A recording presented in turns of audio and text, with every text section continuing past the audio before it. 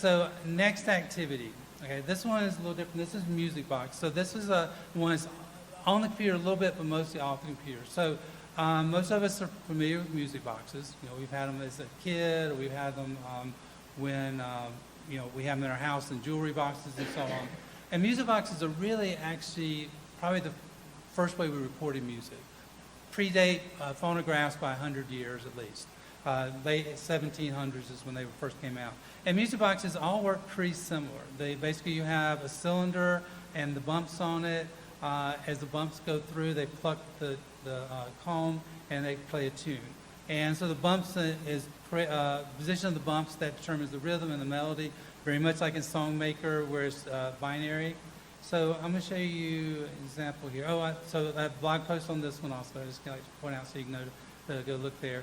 But like this is a good example here of how music box works. So you got a little cylinder going around, and then your comb is here, and then the longer the notes are your lower notes, basically, and the higher notes are your the shorter notes are your higher notes. And because it's a cylinder, it's going to play the same song over and over again. But it works really. It's a good understanding of how this works, how you're able to code a song using a music box. Okay, so go back over here. So the way we did this one is we use these music box kits, and so these are not very expensive. I think I'll show you in a second where we got them from, and you know, where you can get them. And basically, you have a hole punch. You can punch holes in these little strips of paper, and then you play it through the music box, and it plays whatever you punch the hole to create. So the music boxes, to show you what they are. So here's an example of one. We got this off Amazon. There's other places you can buy them from. It consists of the little music box itself, this is what it is here. Little music box. You have a hole punch. Okay, and the hole punch, you really kind of need to use the one they give you because it's a certain size, a specific size. If you use a bigger one, it's not going to work. And then you get these little strips of paper like this. Okay, and so it's like $20. Usually gets you a whole kit. The nice thing is these you can use over and over again, the hole punch over and over again. And the paper, actually, they give you usually enough paper that you can do classes with it. But you can also buy these rolls, and they're like $10, and that's would be enough paper. You just cut off what you need for each one. We found that these were a little long sometimes for what the kids did, but the shorter ones for the songs they were doing worked out really well. So the way these kits work, I'll play you a little short video here. It kind of shows you how you use the kit.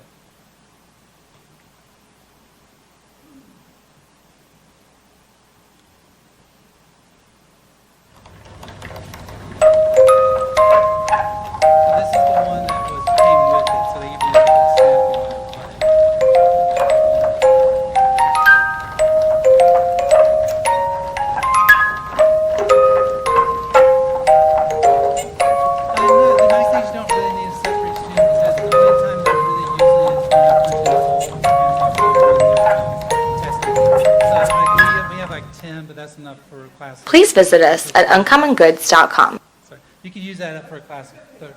Yeah, it's fun, and you can use that for class 30. And like I said, we've used the same ones for years, so they're pretty. You don't have to replace them a lot. And if you buy a roll of that paper, it lasts quite a while. All right. So the way we do this activity, we usually start by talking about music boxes in general, and most of the kids have some experience with the music box. You know, they have a jewelry box at home. Their grandparents have one or something, and we ask them to share it. They use a jack-in-box. If you ever want to, you can cut a jack-in-box. There's basically a music box inside of it, a little exact same thing as this inside the jack-in-box. So we let them share their experiences. Then if you have music boxes, it's great to bring one in, let them see it. And then we talk about how music boxes work. And usually I describe like I did here, the comb and stuff, but also, if you look here, this is the slideshow that this goes along with this. So it has some example music boxes. And I found this video, it's called The Curiosity Show, it's, I think from the 1970s. He does a great job explaining exactly how music boxes work. You know, so he goes through and talks about, you know, gives examples using a comb and shows how the cylinder works and so on. So basically we go through and make sure they understand what's actually happening inside the music box. Once we do that, the next thing we do with them So we actually, before we start coding it, what we do is we give kids a chance to try it. So we'll have the kids come up and we'll give them one of these, and we just put them in groups of 2 or 3. We have one group try the music box so they can see how to put it in, how to play the song. And then the other group, we have them practice punching holes. And so we usually give them a piece of paper like this and see if how precise they can be on it. Because precision really is the big thing on doing the punching hole. And also, too, if you're not careful, if you have your finger in the wrong place, it really hurts, which I tell them to be careful about. So once we do that, we go ahead and get it set up so they're ready to code. And this is why it's helpful to do the SongMaker activity first. We basically have them code it using SongMaker first. So we start with SongMaker, and the reason for that is if they make a mistake on punching the hole, we can't really fix it. It's hard-coded, so we can't fix it. But if they do it in SongMaker first, then we can make sure the song's right. Now, the nice thing about this, too, is that in SongMaker, let's see, I got SongMaker here, really matches up really well with these strips of paper. These are 2 octaves, which is what you have as the default for SongMaker. The music boxes are in the key of C, so you can't do other keys, but the default in SongMaker is key of C. And so it starts with C here, starts with C on the SongMaker, on the strips of paper. So if the kids code it right here, they can just transfer it directly over to the strips of paper, which makes it a lot easier to do. And they actually, so whatever they have here comes over easily onto the SongMaker. So what we do is after they code it here, we check it, make sure it sounds right here. Then we have them use pencil and mark it on here, and they need to mark it on the crosshair so that when they punch the hole, it goes in the right place. And then once we kind of check those 2 things, usually the music teacher checks this part because she's better at making sure that they actually put the notes in right. Then we have them play them and see if they work. And so we do a couple things with playing them.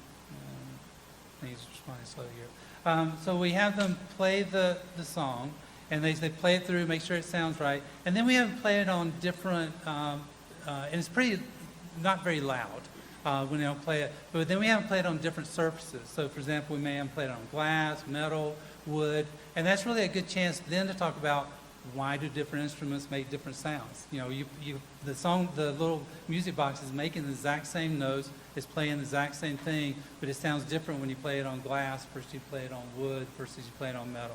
So it gives you a chance to then talk about things such as, why do we have wood instruments? Why do we have brass instruments? So it's actually a really kind of nice way to lead into a musical discussion on different types of instruments and why they sound different, what makes a different sound with different instruments. So on this one, the coding connections you have on this one. So we got binary again. We got the spaces with 1s and 0s. Another one and this is kind of a little history one actually, and I usually do this one. This type of coding, like this, and I don't know if any of you are as old as I am, but this type of coding is really is very old. That happened. If you're not familiar with Jacquard looms, okay, Jacquard looms they look like this. This is a Jacquard loom. These were invented like early 1800s, and they used punch cards. This is why they did what they did. Is before Jacquard looms, France, they had to do the weaving was by hand. It was pretty slow. So Jacquard came up with a system where he used punch cards to basically control how the loom worked, and it revolutionized how weaving worked. In fact, the term Luddite came from this because those were the ones who were fighting against this new system coming in. But these punch cards, so that has been around for a long time. Player pianos work very similar. They have the sheets of paper with the holes that dictates which notes are being played. And then early computers. And by early computers, this is done, when computers came back, really started being really developed in the 1940s. They used punch cards for input. But that was used up until the 1980s. They used punch cards as a way of putting in information for computers. And so if you're not familiar with this is what a punch card looked like for a computer. Has anybody seen these before? Maybe a little, yeah, a few of you seen it. And so to give you an idea, how much you had to do with this, you had a lot of punch cards, and they had to be in a certain order. If they were in the wrong order, it didn't work. But it's a pretty amazing system when you think about it, because we went to the moon putting in information with punch cards. So it was a very effective system. It's just not something we're very familiar with now, because now we digitally put things in, we store information electronically. But it's kind of helpful for kids to understand that you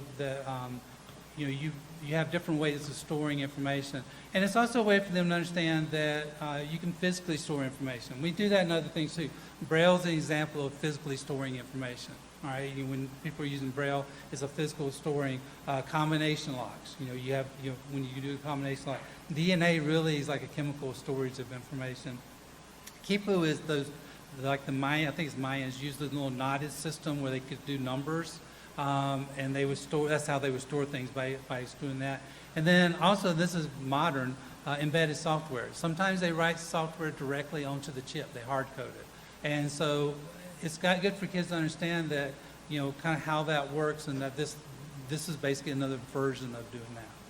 All right, so that's the coding combination, the connections that you can make with doing the music boxes, and the kids really enjoy doing it. It's kind of nice. It's something a little different.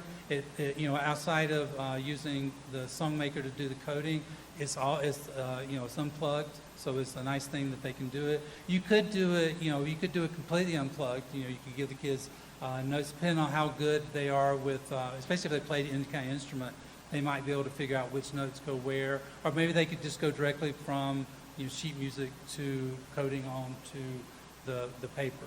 So, but it's kind of a nice one. It's something a little different too, and it's something when they see a music box, they kind of know a little more about it.